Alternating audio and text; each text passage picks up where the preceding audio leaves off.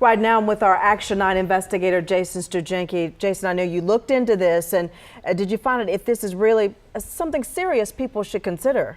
Yeah, well, so many people are going this route, like Scott said, and folks, we've talked about this, are so desperate for choices, but make no mistake, this isn't insurance. It's more like crowdfunding. So while some swear by it, others call it a risk, a gamble, or even lousy.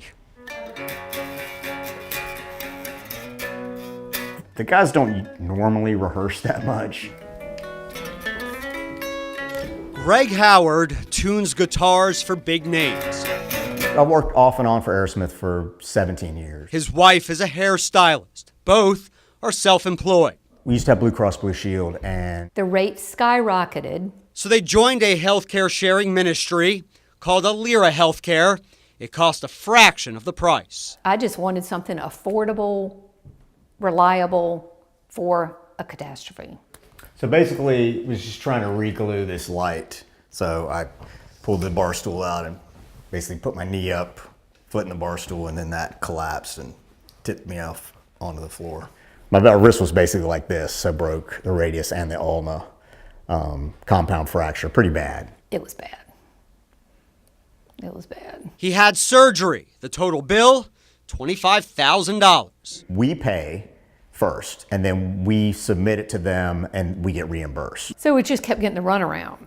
And people picture with insurance there's going to be bureaucracy and red tape, but Yes. was this beyond all of that? Be way beyond. Having injury or People who work in the healthcare sharing industry are the first to tell you it's not insurance, it's an alternative. we don't want to be insurance. We don't look like insurance. We don't want to smell like it.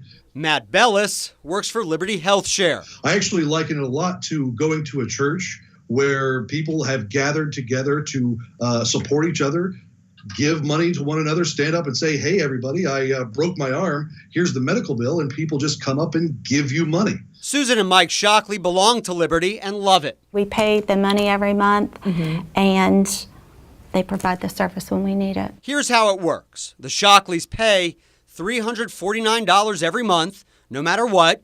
The money goes directly to people who have medical bills they can't pay. $325 got shared with Trisha and Terrell.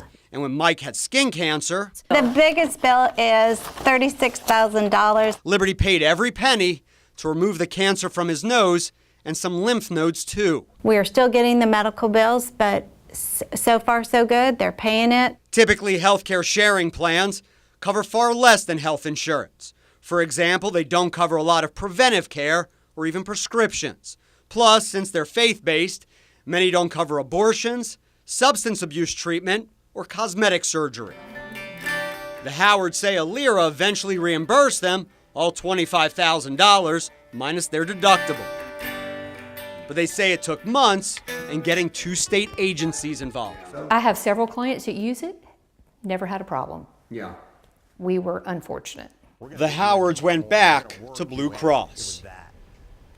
Now, Alira emailed me. It was disappointed the Howards had a bad experience. The group said meeting or exceeding expectations is its top priority, and that it fulfills that mission the vast majority of the time. And Jason, you were telling me since healthcare sharing isn't insurance at all, this really is not regulated by the state either. Yeah, that's right. So if you have a problem, don't expect the Department of Insurance to help. Now, that said, the Attorney General might. All right. Thanks, Jason. Sure.